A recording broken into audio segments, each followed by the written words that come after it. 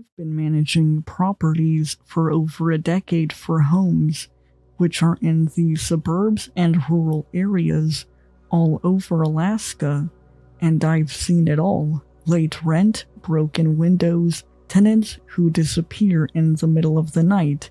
So when Emily moved in with her husband, it was a relief to finally have someone responsible. She was polite, quiet, and paid rent early every month. She kept to herself, but that was fine with me. Not everyone wants to be best friends with their landlord. She worked at some tech company in the town nearby and mentioned she had odd hours. She told me she liked how private the unit was on the edge of town, surrounded by woods. The perfect tenant, really. I did not speak with her husband. She mainly paid the rent, handled any problems which came up, and spoke to me the most. It was like her husband didn't exist. A few weeks ago, Emily sent me a text about a leaky faucet. It was late, almost 10 p.m., but I figured I'd take a look the next morning, as I did with all my tenants who had issues this late. She insisted it was urgent and practically begged me. She said the dripping was driving her crazy, so I grabbed my toolkit and drove over. Her car wasn't in the driveway, which wasn't unusual, as she'd said she worked late sometimes. I let myself in with my spare key and called out to let her know I was there. No answer. The place was spotless. Spotless. No dishes in the sink, no shoes by the door, not even a stray piece of mail on the counter. It felt like a model home, not somewhere someone actually lived. It very quickly put me off ease. I just wanted to get the job done and leave. I found the culprit, a leaky faucet, as she said, in the kitchen. It wasn't anything major, just a loose valve. As I tightened it, I noticed something odd, a faint smell, metallic and sour, coming from the garbage disposal. It was just so unusual, a horrific smell, that I had never smelt before. Curiosity got the better of me. I grabbed a flashlight and peered down the drain. At first, I couldn't tell what I was looking at, just a wet, dark mass. But then I realized it was hair, long matted hair clogging the disposal. I pulled back, gagging. It was none of my business, I told myself. Maybe she'd tried to wash out a wig or something. People do weird things, right? Still, the smell stuck with me. That night, all I could think about was the hair. I had a nightmare greet me with open arms as I rested, and it was something I don't think I'll forget for a long time, as I saw something slowly climb out of that drain. It was so disturbing to watch its mangled figure like a broken puppet, with bones and muscles tied on visible under the pale skin, which laid over it like a bedsheet. Just before it began moving towards me, I awoke to an alarm, 7 a.m. The next day, Emily texted to thank me for fixing the faucet. I wanted to ask about the hair, but I didn't. It just wasn't my place, and that nightmare was just my consequence of curiosity. Unfortunately, I couldn't stop thinking about it. That night, as I was filling paperwork, I pulled up her rental application. Everything checked out, steady job, good credit, no criminal record, but something nagged at me, a gut feeling I couldn't shake. I decided to look her up online. Her social media was sparse, just a couple of work-related posts, and an old vacation photo, nothing unusual. Then I searched her name in various news sites, and there it was, an article from 6 years ago, Emily Rivers, local woman involved in brutal home invasion. The details were horrifying. She'd been attacked in an apartment by a man late at night. She managed to fight him off, but he escaped before the police arrived. The invader was caught and sent to prison on breaking and entering, but released last month. I felt a chill run down my spine. No wonder she was so private, I thought. No wonder she chose a place out in the woods. She was probably still terrified he'd come back for her. A few days later, Emily called me, not texted, called. She sounded panicked. Said she thought someone had been in her house while she was at work. She couldn't explain it, just that things felt off. I told her I'd come over right away. When I arrived, she was pacing in the driveway, her face pale. She told me she thought someone had moved her things, just little stuff, like the way her couch pillows were arranged, or how her toothbrush was angled in the holder. Nothing big, nothing missing, but she knew. I checked the locks, all secure, the windows were shut tight. There was no sign of forced entry. I told her it was probably her imagination, but she didn't look convinced. Before I left, she asked if I'd install a second deadbolt on the front door. I said I would. That was 2 nights ago. This morning, I was about to install a secondary lock. Instead, I got a call from the police. They said there'd been an incident at the property. When I arrived, the place was crawling with officers. One of them pulled me aside. "Are you the landlord?" he asked. I nodded, my stomach in knots. "We found a body," he said, "in the crawl space under the house." My mind reeled. A body? Who? He hesitated. A man, we're still identifying him, but it looks like he's been there a while. A while? How long? I thought back to Emily's spotless house, her unease, the second deadbolt. That's when I saw her sitting in the back of a police car. She looked calm, too calm.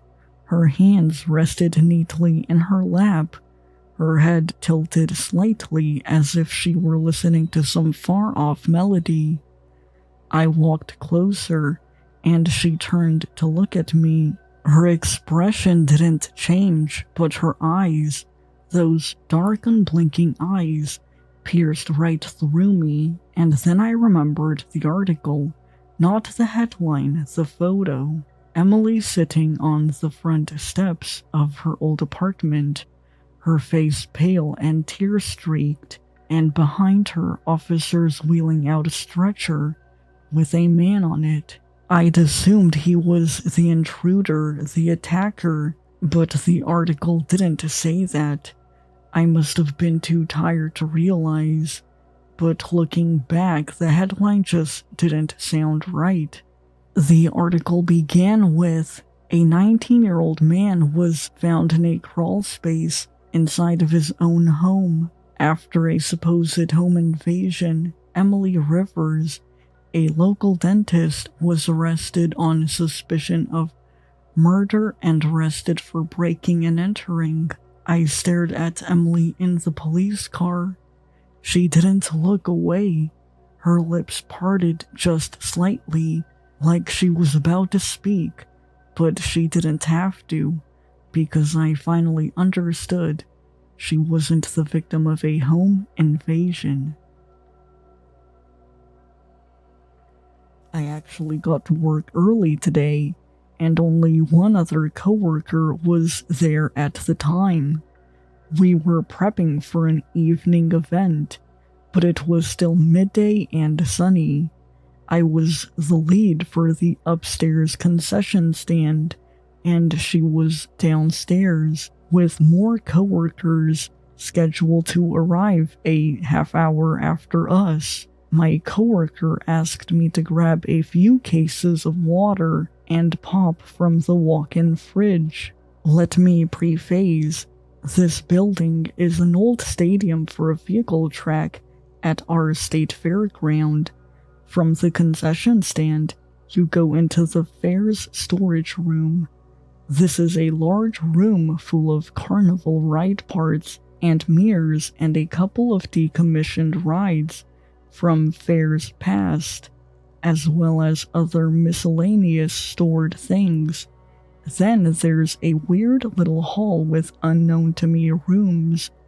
You take a left, and the very old walk-in fridge is there, with some dilapidated stairs beside it, but no one uses them anymore for safety reasons. It's always given me the creeps because it's very dimly lit, and you may catch your own reflection, or a life-size clown's that belongs on a carnival ride, but it's part of my job to stalk the stand, and no one newer than me was here to pass the job on to, so I grabbed my cart and went in. I got the usual hairs standing on the back of my neck and the increased heart rate, but I managed to get all the cases we needed to set up and started to head back out, except when I opened the old heavy door of the fridge, I noticed the dim lighting had totally gone out behind me. Super creepy, but not too crazy for a building built in 1894. Obviously, updates have been made since, but I wouldn't guess too many. I turned on my phone's flashlight and began to push my cart through the hallway and back into the large storage room. I am not kidding you. My wheel jammed and my phone's flashlight turned off simultaneously. I fumbled with my phone for a second and opted to just try and manhandle the cart full of liquid weight through the maze of carnival junk.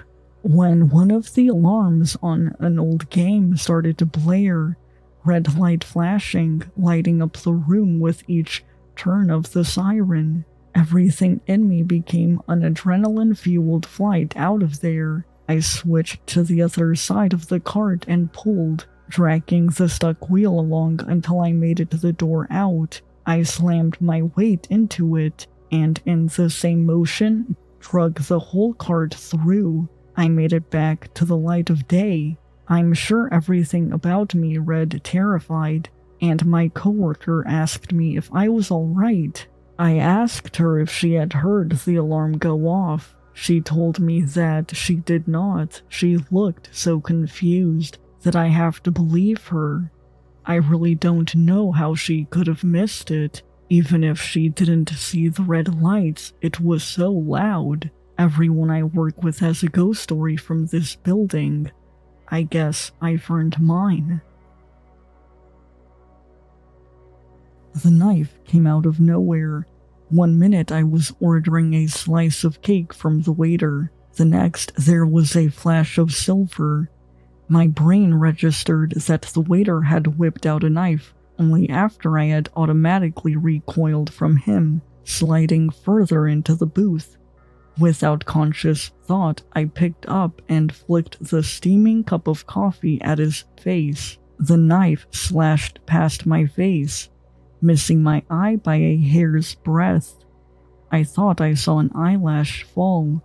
The waiter screamed as the brown liquid plastered his face and dropped the knife. I stared wildly around. There were only 2 other guests in the diner. They seemed rooted to their seats. A chef stood at the kitchen window, frozen mid-plating, garnish still in hand. None of them seemed to be in any hurry to help. I was trapped in the booth by the window and had the option of trying to climb over the high-backed seats to the booth behind, or to clamber over the table to make a leap to the next booth in front. The waiter stopped clawing at his face in those short seconds. He flailed his arms out at me as I sprung up onto the seats. He missed, and I yelped, As I leapt onto the table, then attempted to springboard past him, still half blinded, the waiter turned and grabbed something off the ground. The knife, damn it. He swung back around, and I prepared myself to leap from his reach. A shot rang out, accompanied by the shattering of glass. I ducked, falling to my knees. I swiveled my head, desperately trying to spot where the shot had come from. There was a thud by my side. The waiter had collapsed to the ground. The back of his head was a clumpy red and gray mess. An acrid metallic scent, tinged with gunpowder, enveloped the place. Screams! It took me a while to realize I was a contributing instrument to the symphony of screams. The police arrived shortly after. They didn't know who had shot my assailant. I certainly didn't have a gun on me, and had 3 witnesses to vouch for my innocence. They assumed a passerby had intervened and run, for fear of repercussions, for shooting a man dead, justifiable or not. No one on the streets witnessed the shooting, or so they said when asked by the police. I think I puked at some point. I don't think I'll ever forget the way the gooey, lumpy substance had trickled out his head and down the sides of his body. The police had no idea why he had attacked me, what my would-be murderer's motivations were. They didn't even know who the waiter was. He had apparently appeared out of nowhere with a fake identity, and taken the job as waiter just a few days before I dropped in for my usual coffee and a cake breakfast. I didn't leave my house for 2 days. When I finally did, it was for a crisis at work, something I had to personally deal with. I was terrified the whole journey. Every little thing made me jump. I made sure to mind my own business and kept my eyes averted from others. I was almost at the entrance to my office building when a car pulled up next to me. I was so relieved at finally reaching my destination that I didn't notice the window in the passenger's side wind down, didn't notice the gun pointed straight at me, didn't see the face of the person holding the gun. Not until another car rammed into the back of that car, and the shot went wide. As the bullet struck the concrete wall behind me, missing my head by a couple of inches, I stared straight at the shooter. Their face was covered by a mask, one of those cheap white masks, with eye holes that you could buy at any party store. I saw them curse, then turn to aim the gun at me for another shot. Their head exploded. One moment I was looking into hard eyes gleaming through the white mask. Next, there was a headless neck, perched on lifeless shoulders. Blood spattered all over the dashboard and seats. The body slumped forward. I found myself joining in the cacophony of screaming once again. Before I could recover my wits, someone grabbed me from behind, and a cloth was pressed over my mouth and nose. I struggled as they dragged me to the car. The one that had rammed into the first car and ended up saving my life. They hadn't even slammed the door shut after me when I passed out. I awoke to darkness.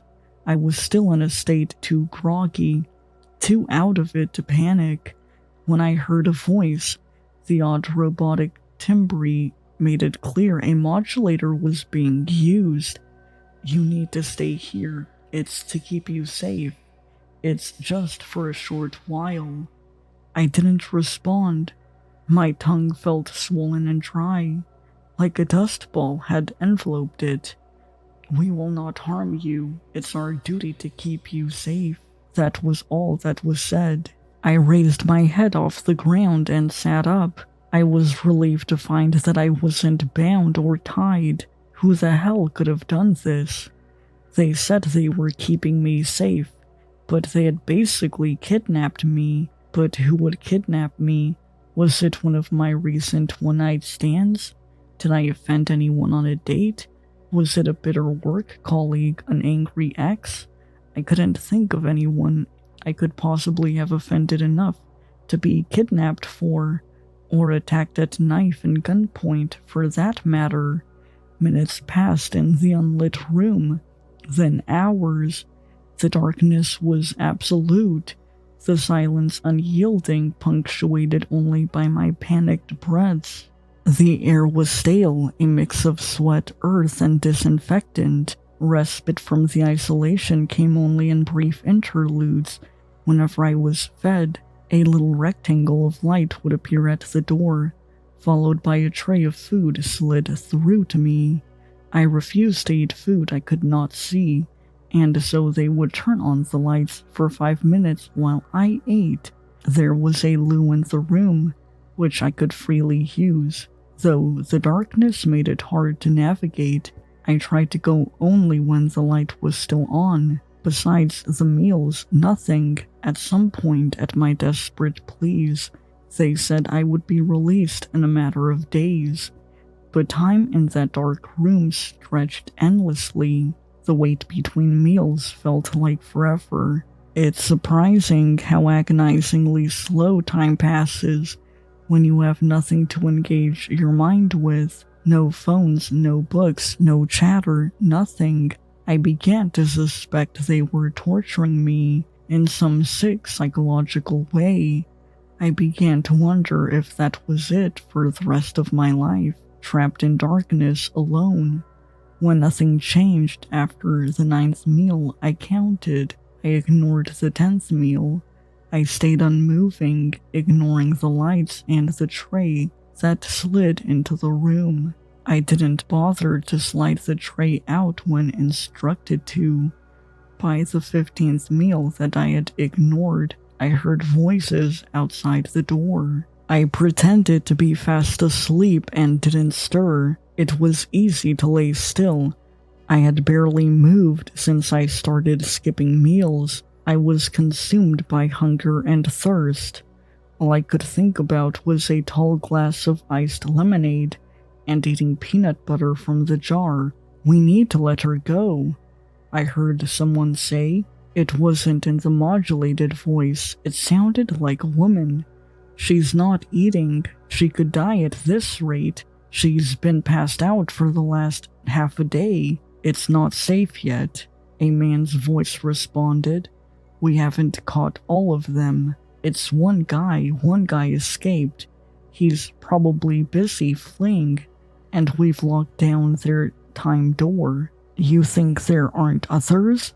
For fuck's sake, she's the butcher's mother. There's gonna be others keen to end her." The exasperation was clear in the man's voice. "But we've stopped the only group with access to a time door," the woman snapped. "What do you need?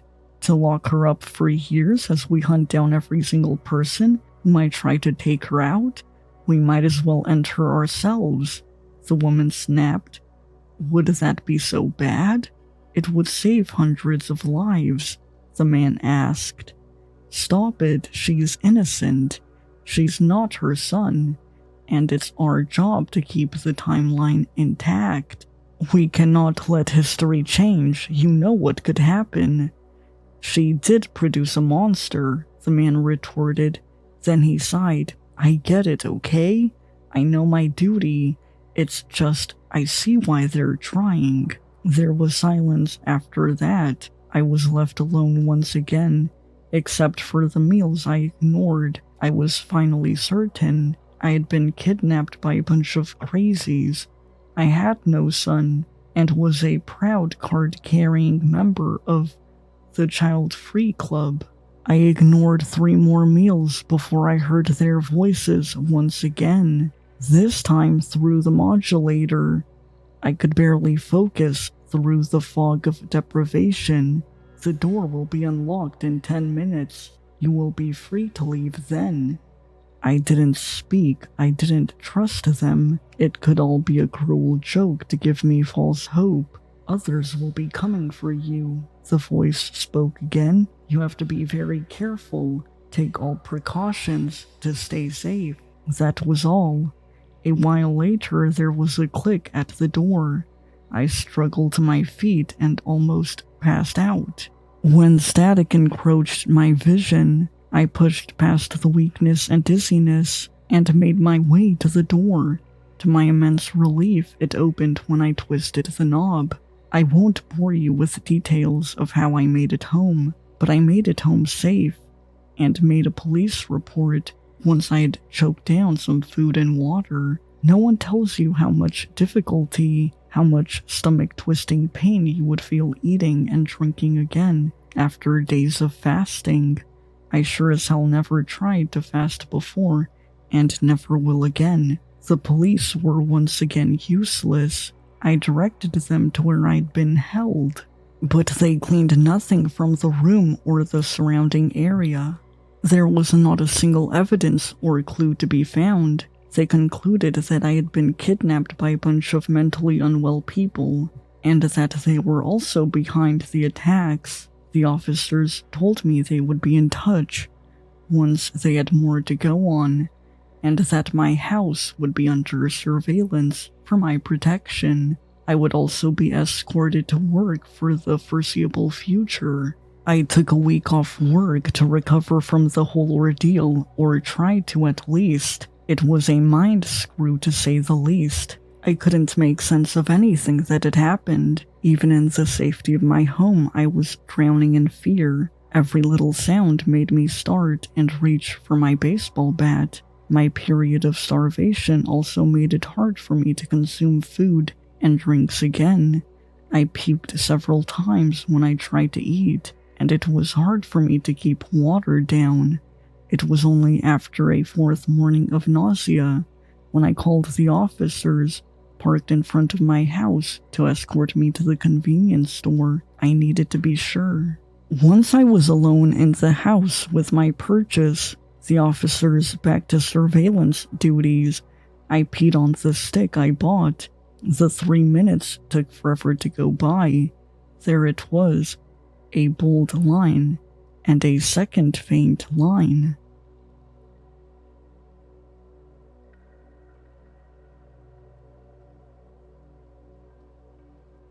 When I was 10, my family decided to start a new tradition, opening one present on Christmas Eve. It sounded harmless and fun. Just one gift to tide us over until Christmas morning. That year, the snowstorm outside was fierce, the wind howling like a warning. The power had gone out earlier, so we were gathered around the fireplace with candles flickering and shadows dancing across the walls. My little brother Max was the first to choose a gift. He picked the biggest box under the tree, a shiny red package with a silver ribbon. "Go ahead," my mom said, smiling. "It's Christmas Eve." Max tore into the paper like any 6-year-old would. Inside was a wooden nutcracker painted with bright glossy colors and grinning from ear to ear. "I didn't buy that," my dad muttered, his brow furrowing. "Neither did I," my mom said. Max didn't care.